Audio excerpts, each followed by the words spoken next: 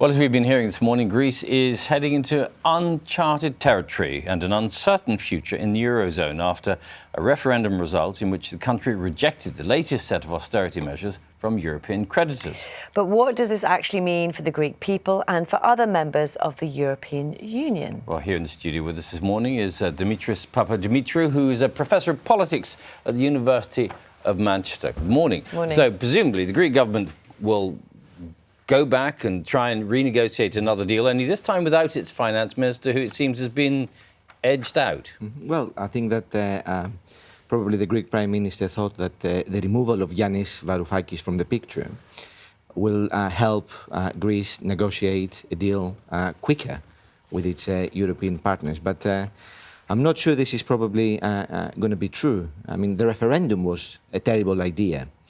The Greek government suggested that by having a positive result for her would strengthen its hands against its creditors. But it's going to Brussels today and tomorrow, knowing that the banks back home are running out of euros. For the Europeans themselves, the fact that the referendum has taken place, it's also a very negative reflection on the strategy. On my way here, I saw something very interesting on social media in Greece, which said that the strategy of Greece's creditors over the past 5 years have created so many people with nothing to lose that they are currently running out of threats against them. So what happens, I mean, there's so many questions to ask. So what happens just on the ground in Greece, for example, with the banks? The banks have been, people are unable to take out much money, talk of them being closed for some time. What practically happens? They start running out of money and food, or what do you think will happen? Well, the last we've heard is that the banks are actually running out of euro notes. What that means is that following a decision by the European Central Bank today, Greece should very, very soon start receiving planes full of euros in order to replenish the ATMs so that people could withdraw the 60 or perhaps less a few euros per day that they are entitled to. How can Greece stay in the Eurozone, given the result of the referendum? It is a difficult one, this. I think that at the moment what you see is the Greek government making a last stance. They're trying to get as much out of the Europeans as possible. The problem at the moment across Europe is that no one wants to be seen to be pulling the plug. The European Central Bank is reluctant to make a move that will destabilize the whole thing. European leaders, the Germans in particular, don't want to be seen as those who push Greece over the edge. If the other Eurozone countries were saying last week, well, there's not going to be a new deal, we're not offering any new deal, why would they change their minds now? Well, this is why people have been doubting the Greek Prime Minister's strategy.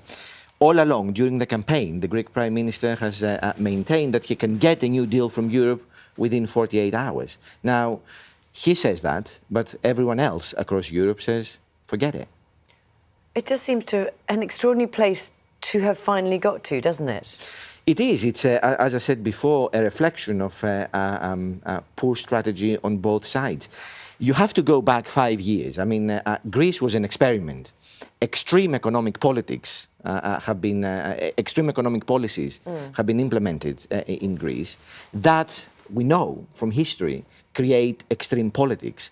So what we see now is the outcome, the culmination of 5 years of really not wise economic policies there. What to you is the logical extension of what's happening at the moment? Where is Greece going to be in 6 months' time, do you think?